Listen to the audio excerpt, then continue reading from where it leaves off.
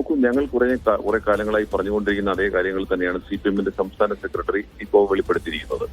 ഇപ്പോ CPM-ന്റെ സംസ്ഥാന സെക്രട്ടറി അത് വളച്ചൊടിച്ചതാണെന്ന് പറയുമ്പോൾ ഇതിൽ ഇന്റർവ്യൂ ചെയ്യുന്ന മാധ്യമപ്രവർത്തകൻ വളരെ കൃത്യമായി ചോദിക്കുന്നു, താങ്കൾ പറയുന്നത് വളരെ ഗൗരവമുള്ളൊരു വിഷയമാണ് എന്ന് പറയുമ്പോൾ അതുകൊണ്ട് യാഥാർത്ഥ്യം പറയാൻ സാധിക്കാമോ എന്ന് അദ്ദേഹം ചോദിക്കുകയും ഇത്തരത്തിൽ RSS-മായി ബന്ധമുണ്ടായിരുന്നു എന്ന് അദ്ദേഹം സ്ഥാപിക്കുകയും ചെയ്യുന്നു. അപ്പോ ഈ തെരഞ്ഞെടുപ്പ് വേളയിൽ തന്നെ അദ്ദേഹം RSS-മായിട്ടുള്ള ബന്ധത്തെക്കുറിച്ചൊക്കെ സ്ഥാപിക്കുന്നത് RSS തൊട്ടുകൂടാത്തവരല്ല, അല്ലെങ്കിൽ RSS ചേർത്ത് നിർത്താവുന്ന പ്രസ്ഥാനമാണ് CPM-നെ സംബന്ധിച്ച് എന്ന് അവർ വ്യക്തമായ സൂചന നൽകുകയാണ്. അത് നിലമ്പൂർ തെരഞ്ഞെടുപ്പിന്റെ കോൺടെക്സ്റ്റിൽ നോക്കുമ്പോൾ സ്വാഭാവികമായും BJP ന്യൂനപക്ഷ വിഭാഗത്തിൽപ്പെട്ട ഒരു സ്ഥാനാർത്ഥിയെ നിർത്തിയിരിക്കുന്നു.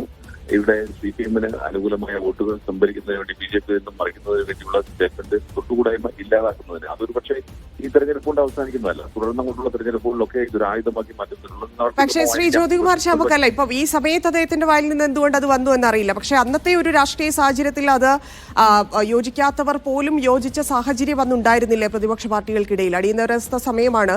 അപ്പം ആ ഐക്യം അതുകൊണ്ടുണ്ടായതല്ലേ? അതുകൂടിയില്ലേ ചരിത്രത്തിൽ? അല്ല, അത് ഞാൻ താങ്കളും അല്ലല്ലോ പറയേണ്ടത്, അത് MV ഗോവിന്ദനല്ലേ പറയേണ്ടത്. MV ഗോവിന്ദൻ അതിനെ കുറിച്ചൊന്നും അല്ലല്ലോ പറഞ്ഞത്. അദ്ദേഹം പറഞ്ഞ കാര്യത്തെ സംബന്ധിച്ച് ആണല്ലോ നമ്മൾക്ക് ചർച്ച ചെയ്യപ്പെടുന്നത്.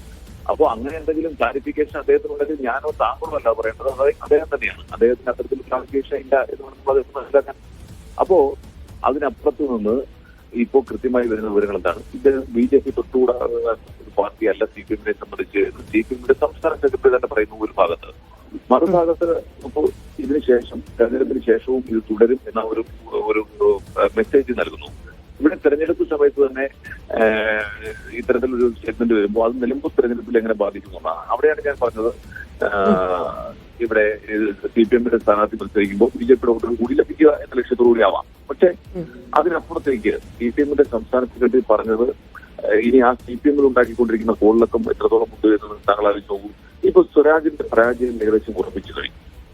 CPM-ന്റെ സംസ്ഥാന സെക്രട്ടറിക്ക് മുമ്പായ സ്വരാജ് കഴിഞ്ഞ തെരഞ്ഞെടുപ്പിൽ പരാജയപ്പെട്ടയാളാണ്. അത്തരത്തിൽ CPM-ൽ വളരെ പിന്തുണയുണ്ട് എന്ന് അവകാശപ്പെടുന്ന സ്വരാജിനെ ഇല്ലായ്മ ചെയ്യാൻ കൂടി ഏതെങ്കിലും കേന്ദ്രത്തിൽ നിന്ന് ഉണ്ടാക്കിയിട്ടുള്ളതാണോ എന്ന് ഉൾപ്പെടെയുള്ള കാര്യങ്ങൾ വരും ദിവസങ്ങളിൽ പുറത്തു വരും. ഏതായാലും CPM-ല് ഈ പ്രസ്താവന മൂലം CPM-ൽ ഉണ്ടാകാൻ പോകുന്ന അല്ല, ഇതങ്ങനെ അത്ര ശക്തിയുള്ള ആയുധമാണോ എന്നാണ് നിലമ്പൂരിൽ. കാരണം ഇത് ചരിത്രമാണെന്നും 77-ലാണ് അന്ന് നാടിന്റെ മുഖ്യ ശത്രു ആരാണ്.